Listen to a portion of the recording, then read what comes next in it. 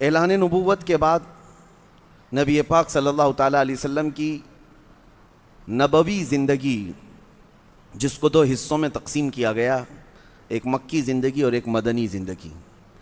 مکی زندگی تقریباً 13 سال اور مدنی زندگی 10.5 سال کے قریب۔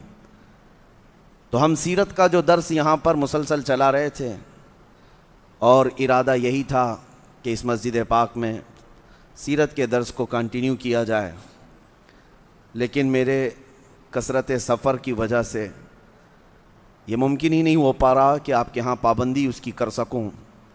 پھر میں نے آج یہ طے کیا کہ جمعہ مبارکہ کی نماز کے دوران جو خطاب ہوتا ہے، اس میں حضور کی سیرت ہی کیوں نہ بیان کر لی جائے، تاکہ وہ سلسلہ سیرت بھی کنٹینیو چلتا رہے۔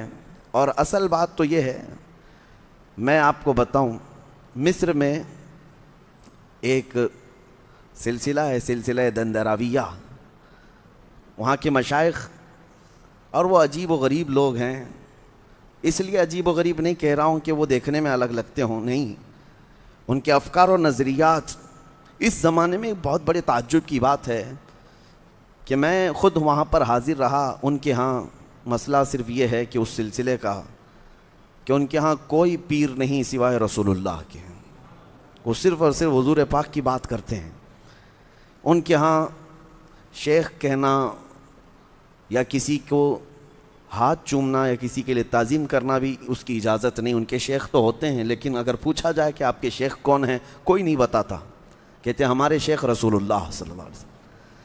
میں یہ بات بیچ میں اس لیے عرض کر رہا ہوں کہ ہم جب وہاں گئے تھے تو جمعہ کا جو خطاب ہوتا ہے، خطبہ، الحقیقت المحمدیہ، یعنی حضور صلی اللہ تعالیٰ علیہ وسلم کے نور کی حقیقت، حقیقت محمدیہ پر وہ خطیب خطاب کر رہے تھے۔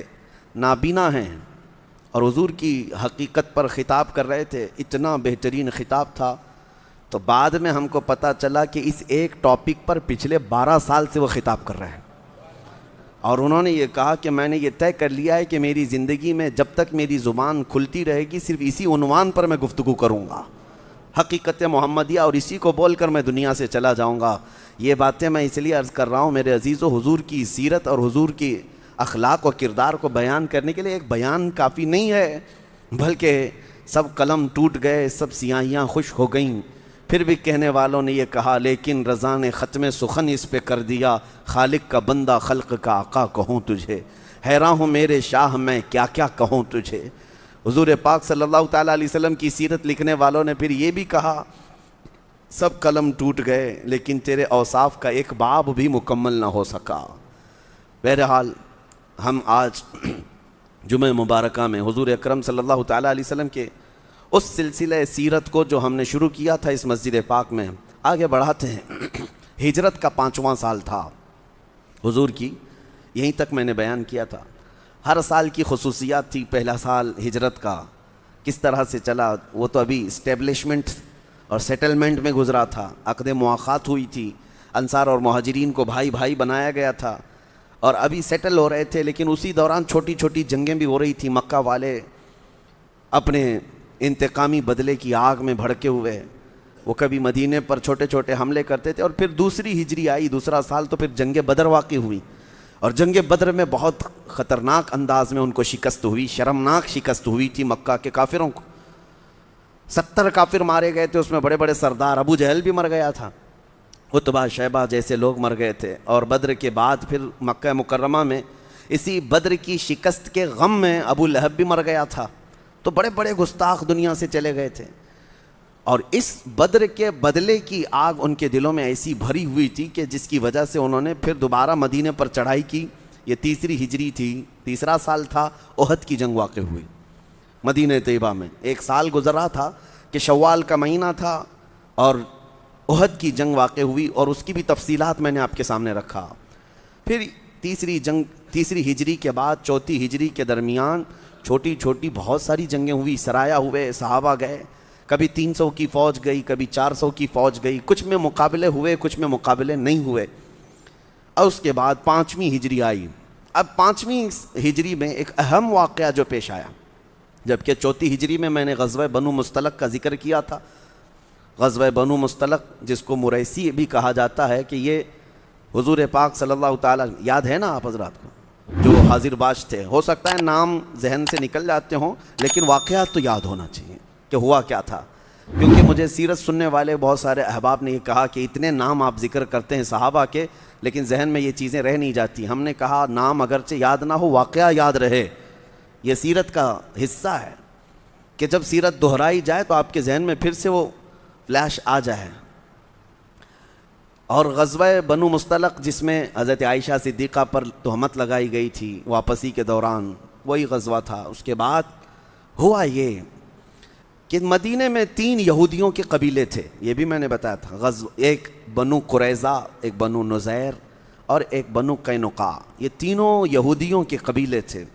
اور انہوں نے حضور صلی اللہ علیہ وسلم سے ایگریمنٹ کر رکھا تھا کہ جب بھی مدینے پر کوئی حملہ ہوگا تو ساتھ مل کر لڑیں گے، لیکن بنو نذیر جو تھے وہ غدار تھے، انہوں نے وعدہ توڑ دیا تھا اور جس کی وجہ سے ان کو مدینے سے باہر بھگا دیا گیا تھا۔ وہ بھی ایک جنگ ہوئی تھی۔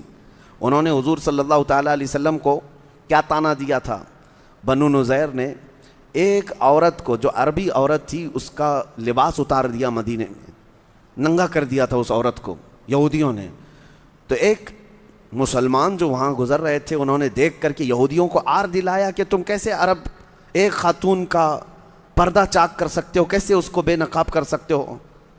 تو انہوں نے، یہودیوں نے غرور و تکبر میں کہا تھا اس مسلمان کو کہ تمہارے حوصلے بہت بڑھ گئے، بدر میں تم کیا فتح پا لیے، تمہارے سینے چوڑے ہو گئے، وہ مکہ والے تھے، ہم مدینے والے ہیں، ہم کچا چبا جائیں گے، ہم کسی سے ڈرتے نہیں ہیں۔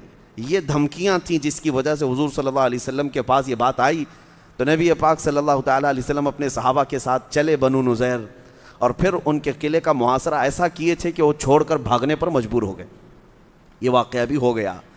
اب یہ بنو نذیر یہاں سے بھاگ کر کے چلے تو 2 قبیلے اور بھی تھے مدینے میں یہودیوں کے، ایک بنو قریظہ، انہوں نے وعدہ نہیں توڑا تھا، حضور صلی اللہ علیہ وسلم سے جو ایگریمنٹ تھا اس پر چل رہے تھے، لیکن جو توڑ کر کے یہودی بھاگے تھے وہ جا کر کہاں پناہ لیے؟ خیبر میں۔ خیبر مدینے سے تقریباً 200 کلومیٹر کا فاصلہ ہے، وہ یہودیوں کی بستی تھی، وہاں جا کر کے یہ پناہ لے لیے۔ کون؟ بنو نذیر۔ اور جو بنو مستلق، غزوہ بنو مستلق میں بھی جن کو مارا گیا تھا وہ بھی بھاگ کر وہاں جا کر پناہ لی، یعنی سارے دشمن ایک جگہ جا کر جمع ہو گئے، وہاں بیٹھ کر کے اب پلاننگ کرنے لگے۔ اس میں حی بن اخطب، مشکن بن سلامہ بن مشکم، یہ تمام وہ لوگ ہیں جو سردار بن گئے وہاں پر، اور ان لوگوں نے کھچڑی پکانا شروع کیا کہ اب مدینے پر اب ایسا حملہ کریں گے کہ تاریخ یاد رکھے گی۔ اب ان لوگوں نے پلان بناتے بناتے جتنے ان کے حلیف قبیلے تھے، یعنی ان کے حمایتی، سب کو جمع کر لیا، پھر جا کر کے مکہ کے قریش سے بات کیا کہ ہمارا ایسا ایسا ارادہ ہے کہ ہم مدینے پر ایک بہت بڑی فوج لے کر کے لڑیں گے۔ بدر میں وہ 1000 کی تعداد میں آئے تھے، احد میں 3000 کی تعداد میں آئے تھے، اب ان کو چاہیے تھا ایک بہت بڑی فوج۔ تو مکہ میں جا کر کے جیسے ہی ان یہودیوں نے بات کیا، ابو سفیان تیار ہو گئے اور سارے مکہ کے جتنے قبیلے تھے سب کو دعوت دی اور سب کو لالچ بھی دیا اور سب جمع ہو گئے۔ اور پھر اس کے بعد یہ یہودی اور مکہ کے قریش دونوں مل کر کے بنو غطفان ایک قبیلہ ہے نجد کا، ان کے پاس گئے اور کہا خیبر کی جتنی آمدنی ہوتی ہے کھجوروں کی، آدھا مال تمہیں سال میں دے دیا جائے گا، جنگ میں ہمارے ساتھ شریک ہو جاؤ۔ وہ مال کی لالچ میں نجدی قبیلے ساتھ میں ہو گئے۔ تو کتنے قبیلے ساتھ میں ہوئے جس کی وجہ سے اس جنگ کو جنگ احزاب کہتے ہیں۔ حزب جو ہے جماعت کو کہتے ہیں، احزاب بہت ساری جماعتیں، اور یہ کل ملا کر کے 10,000 کی تعداد ہو گئی، 10,000 کی تعداد۔ اور مدینے میں صحابہ کتنے تھے اس وقت؟ مشکل سے 2,000 صحابہ اکرام، بلکہ اتنی بھی تعداد نہیں تھی۔ اب 10,000 کا ایک لشکر جرار لے کر وہ مدینے پر چڑھائی کرنے کے لیے آ رہے ہیں، اس میں قریش بھی ہے، بنو غطفان بھی ہے، یہودی قبیلے بھی ہیں، سب کے سب ہیں۔ اب نبی کریم صلی اللہ تعالیٰ علیہ وسلم نے مدینہ طیبہ میں صحابہ کو بلایا اور مشورہ کیا کہ کیا کرنا چاہیے۔ تو صحابہ اکرام اپنے اپنے مشورے پیش کیے کہ بدر میں ایسا ہوا تھا، احد میں ایسا ہوا تھا۔ تو حضرت سلمان فارسی رضی اللہ تعالیٰ عنہ نے عرض کیا، یا رسول اللہ صلی اللہ علیہ وسلم، اگر اتنی بڑی فوج مدینے میں گھس آئے گی اور ہم مدینے میں رہ کر مقابلہ کریں گے تو بہت سارے گھر ٹوٹیں گے، بہت سارے شہری چیزیں خراب ہوں گی، اس لیے مدینے میں آنے کی اتنی بڑی فوج داخل ہونے کے لیے ایک ہی راستہ ہے، باقی سب تینوں طرف سے مدینے میں گھر بنے ہوئے تھے، کھجوروں کے باغات تھے، ایک ساتھ فوج نہیں داخل ہو سکتی تھی، ایک جگہ مدینے کا کھلا راستہ تھا جہاں سے یہ مدینے میں گھس سکتے تھے۔ حضرت سلمان فارسی نے عرض کیا اس راستے پر ہم ایک لمبی خندق کھود دیتے ہیں تاکہ ان کی فوج یہ خندق کو کراس کر کے نہ آ سکے۔ ایک بہت بڑا گڑھا کھودنا تھا۔ اب وہ گڑھا کھودنے کے لیے حضور صلی اللہ تعالیٰ علیہ وسلم تیار ہو گئے، کہا کہ یہ مشورہ بہت اچھا ہے۔ اب پھر یہ سخت جاڑوں کا، سخت سردی کا موسم تھا، صحابہ اکرام کو لے کر حضور صلی اللہ تعالیٰ علیہ وسلم آئے۔ 1 مہینے تک وہ خندق کھودی گئی ہے، 1 مہینے تک، اور اس میں حضور صلی اللہ تعالیٰ علیہ وسلم نے 10-10 گز ایک صحابی کو بانٹ کر کے دیا تھا کہ تم 10 گز کھودو گے، تم 10 گز کھودو گے، اور خود نبی پاک صلی اللہ علیہ وسلم نے اپنے ہاتھ میں بھی کدال لے کر کے اس خندق کو کھودا، صحابہ کو حوصلہ دینے کے لیے، ہمت دینے کے لیے۔ صحابہ کہتے ہیں کہ اس کی دھول سے حضور صلی اللہ علیہ وسلم کے جسم پر پوری تہ جمع ہو گئی تھی جب خندق کھودی جا رہی تھی، اور کئی دن کے فاقے تھے۔ نبی کریم صلی اللہ تعالیٰ علیہ وسلم اس غزوے، اس کو غزوہ خندق بھی کہتے ہیں اور غزوہ احزاب بھی، اس کا ذکر پورا قرآن پاک میں سورہ آئی ہے، سورۃ الاحزاب، پوری سورہ موجود ہے 21ویں پارے کے اخیر میں۔ اب یہ خندق جب کھودی جا رہی تھی، اتنی لمبی اور اتنی چوڑی خندق ہے یہ کہ عرب کا بڑی نسل کا گھوڑا، تیز دوڑنے والا گھوڑا بھی چھلانگ لگا کر کے اس خندق کو پار نہیں کر سکتا تھا، اتنی چوڑی اور اتنی گہری اور اتنی لمبی خندق۔ یہ کھودنے کے وقت میں کئی معجزے بھی پیش آئے میرے آقا صلی اللہ علیہ وسلم کے۔ جنگ تو اپنی جگہ پر ہے، لیکن حضور اکرم صلی اللہ تعالیٰ علیہ وسلم کے کمالات، ایک پتھر اتنا بڑا آ گیا کہ صحابہ سے وہ ٹوٹتا نہیں تھا۔ صحابہ آئے بارگاہ مصطفیٰ صلی اللہ علیہ وسلم میں، عرض کرتے ہیں یا رسول اللہ صلی اللہ علیہ وسلم، یہ پتھر ہم میں سے کسی سے ٹوٹتا نہیں ہے۔ حضور اٹھے، اس وقت سرکار صلی اللہ تعالیٰ علیہ وسلم اٹھے، صحابہ کہتے ہیں ہم نے دیکھا حضور کے پیٹ پر پتھر بندھے ہوئے تھے۔ پتھر اس لیے باندھے جاتے تھے کہ مضبوط پیٹ کو باندھنے سے بھوک بار بار نہیں لگتی تھی، ورنہ پیٹ خالی رہے، کھلا رہے تو بھوک کا احساس زیادہ ہوتا ہے، تو وہ شدید انداز میں ٹائٹ پتھروں کو رکھ کر کے پیٹ پر باندھ لیتے عرب کہ بھوک کی شدت کا احساس نہ ہو۔ صحابہ کہتے ہیں 2 پتھر حضور اکرم صلی اللہ علیہ وسلم پیٹ پر باندھتے تھے، ورنہ آپ لوگ یہ ہمیشہ سنتے آئے نا کہ پیٹ پر پتھر باندھنا، کیا ہے پیٹ پر پتھر باندھنا؟ یہ اس لیے کہ بھوک کا احساس نہ ہو، پیٹ ٹائٹ بندھا رہے گا۔ حضور اٹھے اور نبی پاک صلی اللہ علیہ وسلم تشریف لائے اس جگہ پر جہاں یہ پتھر کی چٹان تھی جو کسی سے نہیں ٹوٹتی تھی۔ اپنے ہاتھ میں کدال لیا نبی پاک صلی اللہ علیہ وسلم اور اللہ اکبر کہہ کر اس کو مارا تو ایک آگ جیسی روشنی نکلی۔ حضور پاک نے الحمدللہ کہا، پھر دوبارہ اٹھا کر اس پر مارا، پھر ایک روشنی نکلی، الحمدللہ کہا۔ تیسری مرتبہ جب نبی پاک صلی اللہ علیہ وسلم نے کدال ماری تو چنگاری تو نکلی، صحابہ کہتے ہیں وہ پتھر کی چٹان ریت کی طرح پھٹ کر کے ختم ہو چکی تھی۔ اب صحابہ سے حضور ارشاد فرماتے ہیں جب میں نے پہلی ضرب لگائی، پہلی مار ماری اس پر، تو میں نے ملک شام فتح ہوتے ہوئے دیکھ لیا ہے۔ دوسری مرتبہ میں نے ضرب لگائی تو ملک یمن کو فتح ہوتے ہوئے دیکھ لیا ہے۔ تیسری مرتبہ ضرب میں نے لگائی تو ایران، عراق، بلکہ دنیا کے کونے کونے تک اسلام کو پہنچتے ہوئے دیکھ لیا ہے۔ حضور اکرم صلی اللہ علیہ وسلم مدینے میں خندق کھودتے وقت ہی یہ بشارت دے رہے تھے کہ اسلام وہاں تک جا چکا ہے، یمن فتح ہوا، عراق فتح ہوا، شام فتح ہوا۔ یہ دور عمر فاروق میں جو فتح ہوا الحمدللہ آج تک اسلام کے دائرے میں ہی موجود ہے۔ حضور نے اس وقت فتح کی بشارت دی تھی۔ اب اس کے بعد یہ بھوک کا ماحول، یہ فاقہ کشی، اور صحابہ اکرام کو ترغیب دینے کے لیے نبی پاک صلی اللہ تعالیٰ علیہ وسلم اشعار، یعنی صحابہ اکرام اشعار پڑھتے تھے، حضور ان کے لیے دعا فرماتے تھے۔ حضور اکرم صلی اللہ تعالیٰ علیہ وسلم یوں ارشاد فرماتے کہ اگر اللہ تعالیٰ ہمیں ہدایت نہ دیتا تو نہ ہم میں سے کوئی نماز پڑھتا، نہ کوئی صدقہ کرتا۔ اور صحابہ اکرام اس پر جواباً عرض یہ کرتے کہ مولا تبارک و تعالیٰ کا ساری نعمتوں کا شکر ہے، ایک جگہ اپنے حبیب کا پڑوسی بنایا، یہ شکر اور ہے۔ اس وقت یہ صحابہ حضور کا جواب دیتے تھے اور پتھر اٹھاتے تھے اور پھر مٹی اٹھایا کرتے تھے۔ حضرت جابر رضی اللہ تعالیٰ عنہ صحابی رسول ہیں، ان کا گھر وہاں قریب میں تھا، اپنی بیوی کے پاس دوڑتے ہوئے آئے، کہا بیگم گھر میں کچھ ہے کھانے کے لیے؟ مجھے حضور کی بھوک دیکھی نہیں جا رہی ہے، نبی پاک صلی اللہ علیہ وسلم کا فاقہ دیکھا نہیں جا رہا ہے، گھر میں کچھ ہے؟ بیوی نے کہا کہ کچھ جو ہے، تھوڑا سا جو ہے، 1 سا، جس کو آپ یہاں یوں سمجھ لیں کہ 1 کلو 2 کلو کے آس پاس کا حضرت جابر نے کہا اس کو جلدی سے پیس لو، اس کا آٹا بنا لو، اور ہمارے گھر میں بکری کا پلا ہوا ایک بچہ ہے، میں ذبح کر کے اس کی بوٹیاں بناتا ہوں، تم کھانا بنا لو، میں حضور اکرم صلی اللہ علیہ وسلم کو گھر لے آتا ہوں۔ بیگم نے کہا یاد سے حضور اکرم صلی اللہ علیہ وسلم اور آپ کے ساتھ 2-3 صحابہ کو لانا، اس لیے کہ خندق میں اس وقت صحابہ اکرام تقریباً 550 کی تعداد میں خندق کھود رہے ہیں اور سب بھوکے ہیں۔ حضرت جابر کی بیگم کہتی ہیں کہیں رسوا مت کرنا مجھے سب کے سامنے کے کھانے کے لیے۔ حضرت جابر نے کہا تم فکر مت کرو، اور وہ جو کا پیس کر آٹا بنائی اور روٹیاں تیار کرتی ہیں، آٹا گوندھ کر کے رکھیں۔ حضرت جابر رضی اللہ تعالیٰ عنہ آتے ہیں، کان میں حضور سے عرض کرتے ہیں یا رسول اللہ صلی اللہ علیہ وسلم، آپ کا غلام اپنے گھر پر تھوڑا سا کھانا بنایا ہے، آپ تشریف لائیں، ابو بکر و عمر اور کوئی ساتھ میں ہوں، آپ تشریف لائیں۔ نبی پاک صلی اللہ تعالیٰ علیہ وسلم نے فرمایا جابر جاؤ گھر، میں جب تک نہ آؤں نہ ہانڈی اتارنا نہ روٹی بنانا۔ اور اس کے بعد متوجہ ہوئے جو صحابہ خندق کھود رہے تھے اور سب کو اعلان کیا کہ اے میرے صحابہ چلو جابر کے گھر میں دعوت ہے۔ 550 صحابہ سب کدال اور پھاوڑے نیچے رکھے اور حضور کے پیچھے چل پڑے۔ 1 کلو گیہوں اور اتنی بڑی جماعت۔ نبی پاک صلی اللہ تعالیٰ علیہ وسلم جب صحابہ کی جماعت کے ساتھ حضرت جابر کے گھر آ رہے تھے، ان کی خاتون دیکھتی ہیں پردے میں اور چیخ مار کر کہتی ہیں جابر تم نے مجھے رسوا کر دیا، اتنی بڑی جماعت آ رہی ہے میرے گھر۔ حضرت جابر دوڑتے ہوئے آئے اور اپنی رفیق حیات سے کہتے ہیں میری بیگم، اے خاتون تو فکر کس بات کی کر رہی ہے، جن کو ہم نے دعوت کے لیے بلایا ہے وہی ہمارا سارا انتظام بھی کریں گے، ہمارے گھر اپنا کھانا کون سا ہے، جو ملتا ہے وہ قدم مصطفیٰ کی برکت سے ملتا۔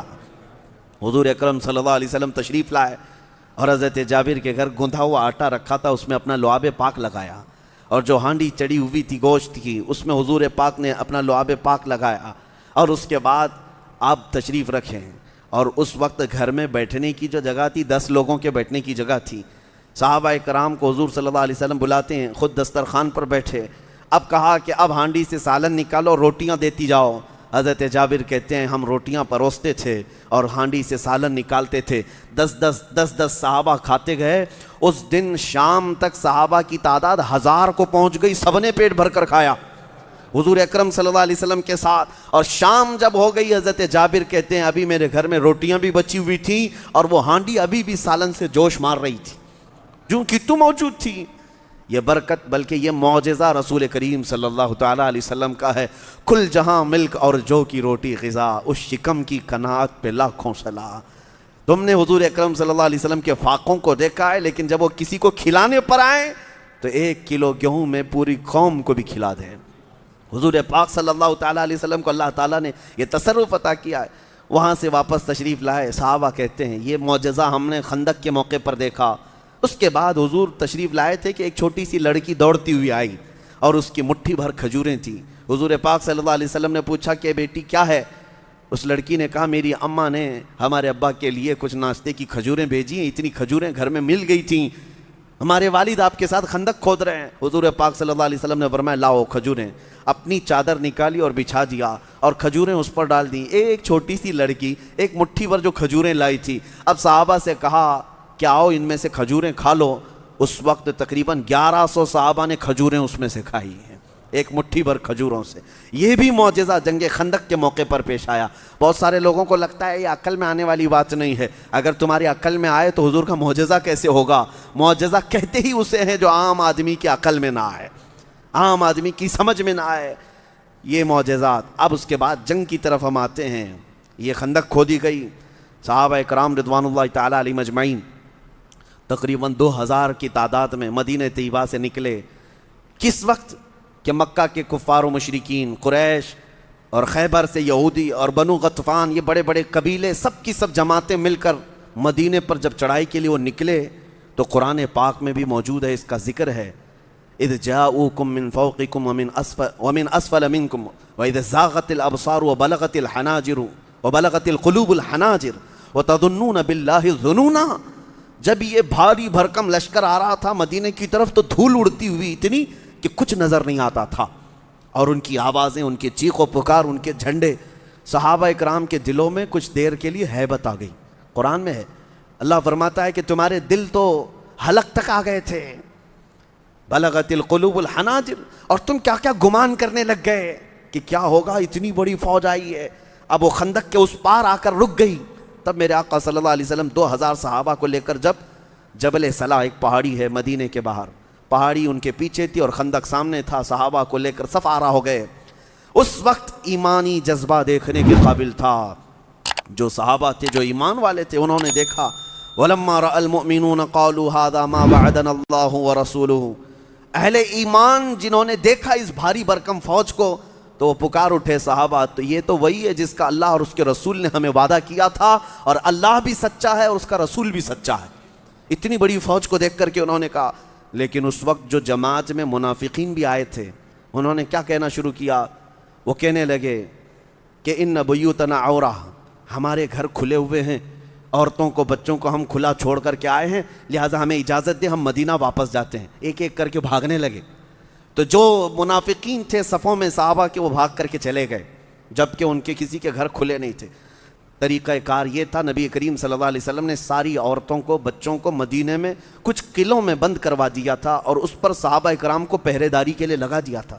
کئی صحابہ کو مدینے کے الگ الگ انداز پر مورچہ قائم کر کے حضور نے مدینے کی حفاظت پر بھی لگایا تھا، اور اپنا خلیفہ حضرت عبداللہ ابن ام مکتوم کو بنایا تھا. اور جب حضور اکرم صلی اللہ تعالیٰ علیہ وسلم یہاں تشریف لائے، مہاجرین کی جماعت میں اور انصار کی جماعت میں 2 صحابہ کو حضور نے سپہ سالار بنایا، علم دیا، جھنڈا دیا. یہ صحابہ اکرام آئے تھے. جنگ تو ہو نہیں رہی تھی، لیکن مکہ کے کفار اور دشمنوں کو جب یہ پتہ چلا کہ انہوں نے اتنی بڑی خندق کھود رکھی ہے، آمنا سامنا ہونا مشکل ہے. آپ کو بتاؤں کہ وہ پورے کفار پھیل گئے اور مدینے کے اطراف 1 مہینے تک انہوں نے محاصرہ کر رکھا تھا. 1 مہینہ کیا ہوتا ہے؟ پورے مدینے میں حالت ایسی تھی کہ نہ کھانا پہنچ رہا ہے، نہ پانی پہنچ رہا ہے، کچھ نہیں ہے. اور ادھر صحابہ کا ایمان دیکھنے کے قابل تھا. سخت ٹھنڈیوں کے دن ہیں اور حضور اکرم صلی اللہ علیہ وسلم کے ساتھ یہ صحابہ جمے ہوئے ہیں. اور اس وقت مجھے ایک روایت یہ ملی، رات کا وقت ہوتا تو ادھر گانے باجے، رقص، سرور، اور وہاں کبھی اونٹ ذبح ہو رہا ہے تو کبھی گائے بکریاں، اور اس کے کھانے کی لذت کی خوشبوئیں کفار و مشرکین کے خیموں سے آتی. 10,000 کا مجمع ہے، خوب کھا رہے ہیں، خوب ان کے ہاں کباب ہیں، بوٹیاں ہیں. جب وہاں سے کھانے کی بو آتی تھی، ادھر صحابہ کے پیٹ پہ پتھر بندھے ہوئے ہوتے، ایک کھجور پر پورا دن گزارتے تھے. لیکن ہم نے دیکھا کہ حضور اکرم صلی اللہ تعالیٰ علیہ وسلم ایک بار ان صحابہ سے پوچھتے ہیں کہ ان کے کھانوں کی خوشبو نے تمہیں پریشان کر رکھا ہے؟ صحابہ کا کیا ایمان تھا، کہتے ہیں یا رسول اللہ صلی اللہ علیہ وسلم، کھانے کے لیے اگر ہم آئے ہوتے تو ادھر ہوتے، ادھر نہ ہوتے. اے میرے آقا، ہم تو آپ کے صرف چہرے مبارکہ سے اپنی بھوک بجھا لیتے ہیں. جب شدت کی بھوک لگتی ہے یا رسول اللہ، ہم آپ کو دیکھتے ہیں، بھوک کا احساس ختم ہو جاتا ہے. وہ صحابہ تھے جن کو 1 مہینے تک آزمایا گیا، اور اللہ تعالیٰ فرماتا ہے وَزُلْزِلُوا زِلْزَالًا شَدِيدًا، ان کو بہت تیزی سے ہلا دیا گیا تھا. اور اس کے بعد مدد آتی ہے. لوگ یہ سمجھتے ہیں آج کہ ہم یہاں گھر سے اٹھے مدد آ جانی چاہیے. ارے تم پہلے تو میدان میں کھڑے تو رہو، اور اس کے بعد تمہاری آزمائش ہوگی، اس کے بعد اللہ کی مدد آئے گی. وہ صحابہ ایسے ہلا دیے گئے تھے کہ تیروں کی بارش ادھر سے کفار کرتے تھے اور ادھر صحابہ ڈھال سے بچاتے تھے. ایک وقت ایسا بھی آیا کہ اس وقت خالد بن ولید انہی کی طرف سے آئے ہوئے تھے خندق میں، اور وہ گھوڑا دوڑاتے ہوئے حضور کے خیمے تک آ گئے تھے. اور وہ جوان آدمی، اور جب حملہ کرتے تھے تو کسی کی دیکھتے نہیں تھے. لیکن اس وقت حضرت سعد ابن ابی عبادہ، انصار صحابہ میں سے ایسے جلیل القدر صحابی ہیں، وہ ایسے بپھر کر کے نکلے تھے خیمہ رسول کی طرف کہ اس وقت خالد بن ولید بھی سعد ابن عبادہ کی تاب نہ لا سکے اور پیٹ پھیر کر کے بھاگنا پڑا. اس لیے کہ اس وقت سعد ابن ابی عبادہ، حدیث میں ملتا ہے کہ اس قدر خون خار نظروں سے دیکھ رہے تھے کہ ان کی نظروں کی کوئی تاب نہیں لا سکتا تھا. حضور کی حفاظت کے لیے وہ اس قدر تیزی سے دوڑائے تھے کہ کوئی خیمے تک حضور کے آ نہ سکے. وہ صحابہ کیسے حضور پر اپنی جان نچھاور کرتے تھے. اور اس کے بعد 1 مہینہ جب گزر گیا، نبی کریم صلی اللہ تعالیٰ علیہ وسلم نے صحابہ اکرام سے مشورہ لیا. بنو غطفان جو ہے وہ تو مال کی لالچ میں ان کے ساتھ آئے. خیبر والوں نے کہا آدھی انکم ہماری آپ کو دیں گے کھجوروں کی، تم ہمارے ساتھ لڑو. اس بات میں تو وہ جنگ میں آئے. حضور نے یہ فرمایا کہ ان کا جو سردار ہے میں اس سے بات کرتا ہوں کہ تجھ کو ہم مدینے کی کھجوروں کا آدھا حصہ ہر سال دیا کریں گے، ان کا ساتھ چھوڑ دے. مکہ کے جتنے قریش ہیں اور یہودیوں کے چھوڑ دے. تو حضور اکرم صلی اللہ تعالیٰ علیہ وسلم نے یہ ارادہ فرما لیا کہ بنو غطفان کا جو سردار ہے اس سے بات کر کے مدینے کی کھجوروں پر صلح کر لیں گے۔ اب اس بات پر صحابہ کرام سے مشورہ تھا۔ سعد ابن معاذ، سعد ابن ابی عبادہ، دو سعد ہیں حضور کے، یہ بہت جلیل القدر سعد ہیں۔ حضور ان دونوں کی بڑی عزت بھی فرمایا کرتے تھے، یہ انصار کے سردار تھے۔ دونوں کو حضور نے بلایا اور کہا کہ میں نے ایسا ارادہ کیا ہے کہ بنو غطفان جو آئے ہیں وہ تو صرف کھجوروں کی لالچ میں ان کے ساتھ آئے ہیں، ہم ان کو پیشکش کرتے ہیں مدینے کی آدھی کھجوریں ہر سال ان کو دے دیا کریں گے، وہ ان کی جماعت سے الگ ہو جائیں گے۔ دونوں صحابہ سنتے ہیں اور عرض کرتے ہیں یا رسول اللہ صلی اللہ علیہ وسلم، اگر یہ وحی آ چکی ہے، اللہ کا حکم ہے آپ کے اوپر اور یہ حکم مصطفیٰ ہے، تو پھر ہمیں بولنے کی مجال بھی نہیں ہے، ہم بولنا نہیں چاہتے، اس کے بعد آپ نے جو فرما دیا وہ حق ہے، لیکن میرے آقا اگر یہ مشورہ ہے تو ہمیں حکم فرمائے۔ حضور نے فرمایا نہیں، وحی کے ذریعے سے نہیں آئی یہ بات، اور نہ ہی یہ حکم ہے، میں تو یہ مشورے کے طور پر عرض کر رہا ہوں۔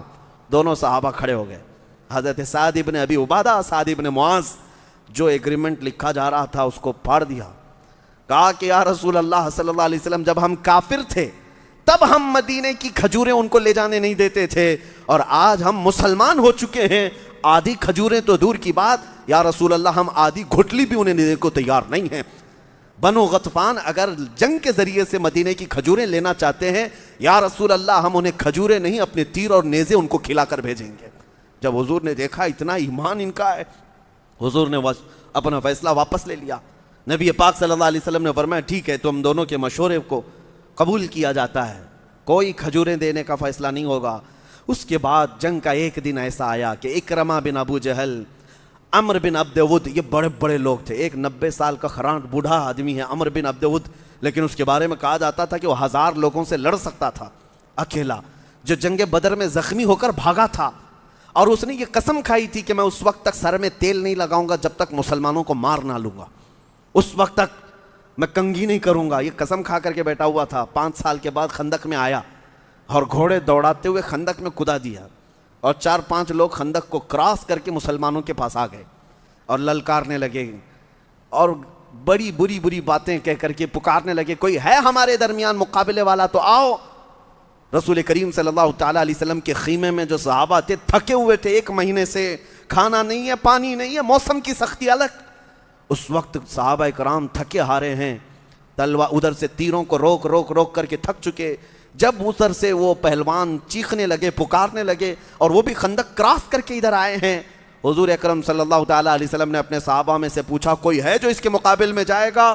تو سب سے پہلے آواز آتی ہے شیر خدا حیدر کرار کی، علی ابن ابی طالب حاضر ہوتے ہیں بارگاہ مصطفیٰ میں، عرض کرتے ہیں یا رسول اللہ مجھے اجازت دیں۔ میرے آقا نے فرمایا تم نہ جاؤ علی، اس کے سامنے تم نہ جاؤ، میں نہیں چاہتا کہ تم جاؤ۔ حضرت علی نے کہا یا رسول اللہ ایک بار اجازت دیں، ایک بار اجازت دیں، اس پر میرا قرضہ باقی ہے، یہ بدر میں بھاگ کر گیا تھا اور یہ قسم کھا رکھا ہے کہ یہ اپنے سر میں کنگھی نہیں کرے گا اور تیل نہیں لگائے گا جب تک مسلمانوں کو مار نہ لے گا۔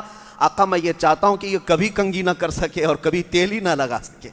نبی پاک صلی اللہ تعالیٰ علیہ وسلم نے حضرت علی نے جب یہ عرض کیا تو حضور نے امامہ مبارکہ اپنا اٹھا کر ان کے سر پہ باندھا اور اپنی تلوار حضرت علی کے ہاتھ میں دی، جس کو ذوالفقار حیدری کہا جاتا ہے، لے کر کے حضرت علی آئے۔ عمر بن عبد ود یہ بہت بڑا پہلوان مانا جاتا تھا، اس نے پکار کر کے کہا کہ تم کون ہو؟ حضرت علی نے کہا کہ میں، بلکہ یہ مکالمہ جو ان کے درمیان ہوا ہے وہ عجیب ہے، غضب کا ہے۔ اتنے بڑے پہلوان کے سامنے جاتے ہی حضرت علی نے اس سے کہا عمر بن عبد ود میں آیا ہوں تیرے مقابل میں، اسلام لے آ جا، اسلام قبول کر لے، میں تجھے چھوڑ دوں گا۔ اس نے کہا کہ یہ کیسی بات ہے، میں کبھی نہیں قبول کر سکتا۔ تو حضرت علی نے کہا پھر یا تو پیٹ پھیر کر چلا جا اگر اپنی زندگی چاہتا ہے۔ کہا یہ بھی نہیں ہوگا۔ اور اس نے پوچھا تو کون ہے؟ میری زندگی میں پہلی بار مجھے کوئی جنگ کے لیے بلا رہا ہے۔ حضرت علی نے کہا میں ابو طالب کا بیٹا علی ہوں، میری ماں نے میرا نام حیدر رکھا ہے، جو کچھار کا شیر ہوتا ہے۔ اس نے کہا کہ میرے بھتیجے تیرے باپ سے میرے اچھے تعلقات تھے، تو چلا جا، میں تجھے مارنا نہیں چاہتا۔ حضرت علی نے کہا لیکن میں تجھے مارنا چاہتا ہوں۔ تو حضرت علی کی ان باتوں سے وہ اتنے غصے میں آیا کہ اس نے اپنی تلوار ماری حضرت علی کے اوپر۔ آپ نے لوہے کی ٹوپی پہنی تھی زرہ اور لوہے کا لباس تھا، اس لوہے کو کاٹتے ہوئے، امامہ مبارکہ کو چیرتے ہوئے حضرت علی کی پیشانی پر تھی وہ تلوار لگی۔ اور اتنا گہرا زخم تھا جو زندگی بھر حضرت علی رضی اللہ تعالیٰ عنہ کی پیشانی پر وہ نشان تھا.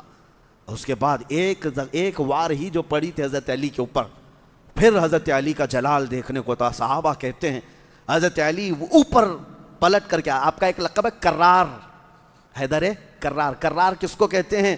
پلٹ پلٹ کر کے مارنے والے کو کرار کہا جاتا ہے، بار بار مارنے والے کو. حضرت علی کا پلٹ وار مشہور تھا. پلٹتے ہیں اور اس کے بعد کہتے ہیں عمر بن عبد ود اب میری باری ہے تو خاموش ہو جا. اس کے بعد حضرت علی نے اپنی ذوالفقار حیدری سے جو مارا تو اس کے کندھے سے لے کر کے، اس کی کمر سے لے کر کے، اس کے گھوڑے تک کو آدھا کر کے رکھ چکی تھی. ایک وار تھی، ایک وار. اور اس کے بعد جو زمین پر گرا تو دوبارہ نہ وہ زبان ہلا سکا، نہ سانس لے سکا. کون تاب لا سکے گا حیدر کرار کی ضرب کا؟ کون تاب لا سکے گا؟ وہ شیر خدا.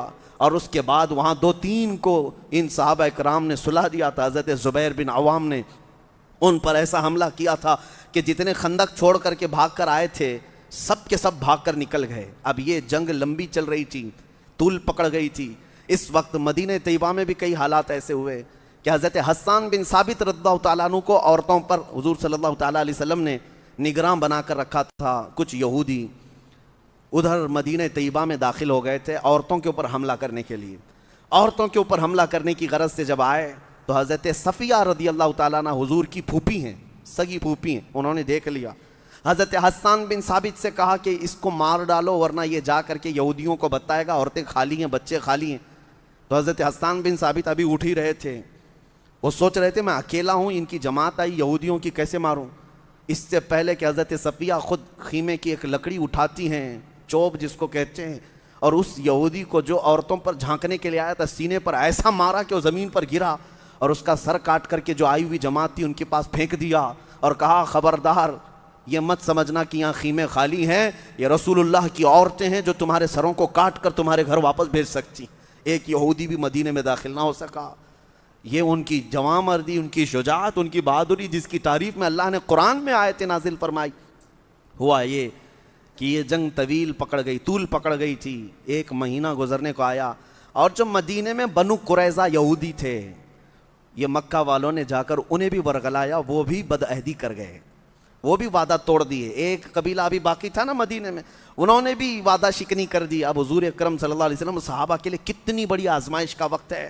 10,000 سامنے مقابل میں ہیں اور جو مدینے کی یہودی ہیں یہ بھی وعدہ شکنی کر چکے ہیں. ایسے حالتوں میں اب اللہ کی مدد آنی تھی. ایک صحابی حضرت نعیم رضی اللہ تعالیٰ عنہ، یہ بنو غطفان کے کافروں کے قبیلے سے تعلق رکھتے تھے اور وہ ایمان لائے تھے بارگاہ مصطفیٰ میں، لیکن کافروں میں سے کسی کو نہیں معلوم تھا کہ وہ مسلمان ہوئے.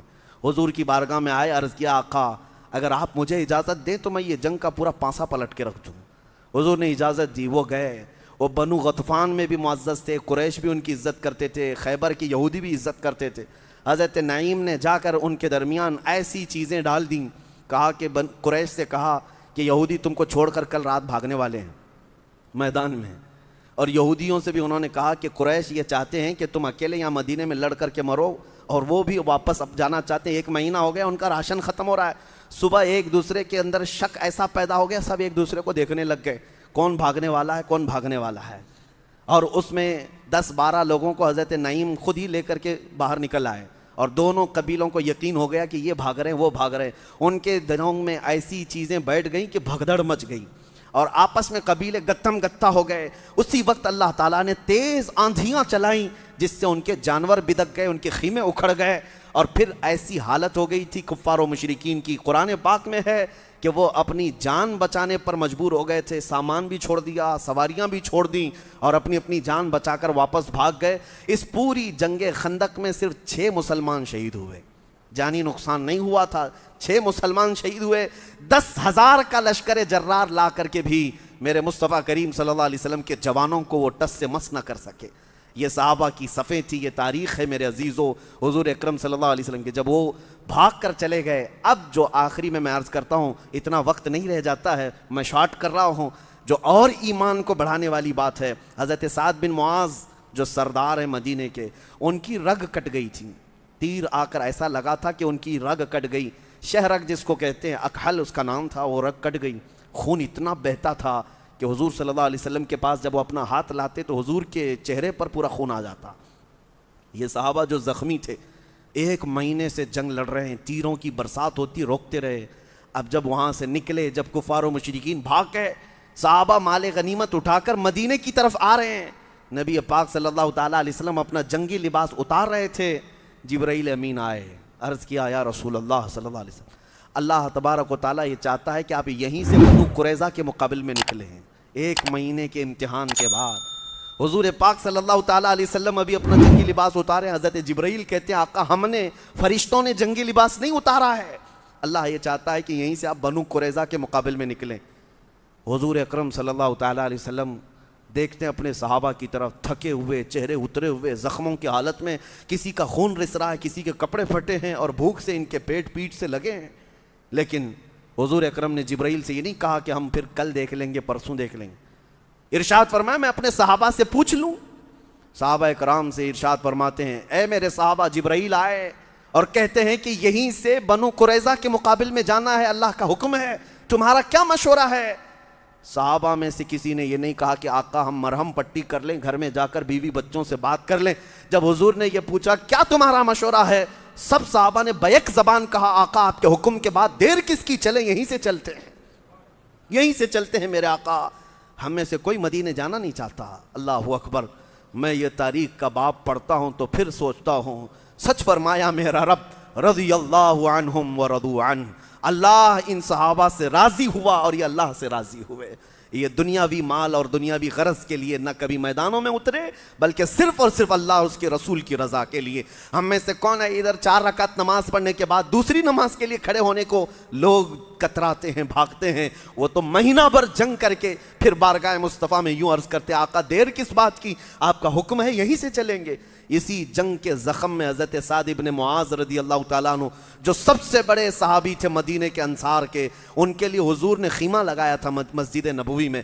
حضور اپنے ہاتھ سے لوہا کو گرم کر کے ان کے خون کو داغتے تھے کہ خون رک جائے، خون رک جائے، لیکن رات جب ہوتی تھی وہ سعد بن معاذ ہاتھ اٹھاتے اور عرض کرتے یا رسول اے رب العالمین، اگر اب اور ان کفار مکہ سے ہمارا مقابلہ نہ ہونا باقی ہے تو مجھے اس زخم میں موت دے دے، اور ابھی اگر مقابلے باقی ہیں تو مولا مجھے موت نہ دے، اس لیے کہ اس قوم سے میں اس وقت تک لڑتا رہوں گا جس قوم نے تیرے رسول کو گھر سے نکالا ہے، جس قوم نے تیرے رسول کو بھوکا اور پیاسا بائیکاٹ کر کے رکھا تھا مکہ میں 3 سال تک۔ اس وقت پتہ ہے حضرت سعد بن معاذ کا عشق تو دیکھو، جب حضور مکہ میں تھے اور حضرت سعد بن معاذ مدینے میں تھے، مکہ والوں نے جب حضور کا سوشل بائیکاٹ کر رکھا تھا، حضور پتے کھاتے تھے اور چمڑے ابال کر کھاتے۔ ادھر سعد بن معاذ بڑے سردار ہیں انصار کے، لیکن صحابہ کہتے ہیں مدینے میں اس وقت بھی سعد بن معاذ چمڑے ابال کر کھاتے تھے اور پتے کھاتے تھے۔ لوگ پوچھتے تمہیں کیا ہو گیا سعد بن معاذ کہتے میرا محبوب مکہ میں پتے کھا رہا ہے، میرا آقا مکہ میں چمڑے کھا رہا ہے اور میں یہاں کھجور کھاؤں یہ زیب نہیں دیتا۔ اس عاشق رسول کی بات کر رہا ہوں، جب رات ہوتی خیمے میں اپنا ہاتھ پکڑ کر کہتے اے مولا اگر قریش سے ابھی کوئی مقابلہ ہونا باقی نہیں ہے تو اس زخم میں مجھے موت دے دے، اور اگر ابھی اور مقابلے ہیں تو مجھے زندگی دے دے۔ ان کی دعا ایسی قبول ہوئی کہ رات کو اچانک ان کا زخم پھٹ گیا، اتنا خون بہا کہ مسجد نبوی میں ان کا خون بہتا ہوا دوسرے خیموں میں چلا گیا۔ لوگ دیکھ کر گھبرا کر کے آئے کہ اتنا خون آتا کہاں سے ہے؟ سب جب رات کو دوڑ کر کے آئے تو دیکھا حضرت سعد بن معاذ اپنے خیمے میں اسی طرح لیٹے ہوئے، خون پورا بہہ چکا ہے اور آپ کی وفات ہو چکی تھی۔ یہ سعد بن معاذ کی وفات اتنا گہرا زخم تھا مسلمانوں کے لیے، وہ سردار تھے، جب وہ آتے حضور کھڑے ہو جاتے تھے۔ سعد بن معاذ کے لیے حضور کھڑے ہوتے اور یوں کہتے قوموا لسیدکم، اے لوگو اپنے سردار کے لیے کیوں نہیں کھڑے ہوتے؟ سعد بن معاذ کے لیے حضور کھڑے ہو جاتے تھے۔ ان کی وفات پر اللہ کے نبی صلی اللہ علیہ وسلم فرماتے ہیں جب دوسرے دن ان کا جنازہ اٹھایا جا رہا تھا، حضور اکرم صلی اللہ تعالیٰ علیہ وسلم انگلیوں کے بل چل رہے تھے۔ صحابہ نے پوچھا آقا یہ کیا ہے؟ فرماتے ہیں میرے آقا سعد کے جنازے کو اٹھانے کے لیے 70,000 فرشتے آئے ہوئے ہیں، اتنی بھیڑ ہے فرشتوں کی۔ اور اس کے بعد جب ان کو قبر میں رکھا گیا، حضور پاک خود قبر میں اتارتے ہیں، صحابہ کہتے اتنی تیز مشک کی خوشبو آ رہی تھی کہ ہم نے ایسی خوشبو کبھی نہیں سونگھی۔ کیوں؟ ایک عاشق رسول جب قبر میں جا رہا ہے تو ہزاروں خوشبوئیں لے کر کے جا رہا ہے۔ مولا کریم کی بارگاہ میں یہی دعا ہے کہ اے رب العالمین تیرے رسول کے جلووں میں زندگی عطا کر، تیرے حبیب کے قدموں میں موت عطا فرما۔ اللہ ہم سب کو جب تک زندگی دے تیرے حبیب کے عاشقوں کی جماعت میں زندہ رکھ، اور جب موت آئے تو مدینہ ہم سے قریب کر دے مولا، اس وقت تک ہماری آنکھیں بند نہ ہوں جب تک تیرے حبیب کے چہرے کی زیارت نہ ہو جائے۔ وآخر دعوانا ان الحمدللہ رب العالمین۔ السلام علیکم۔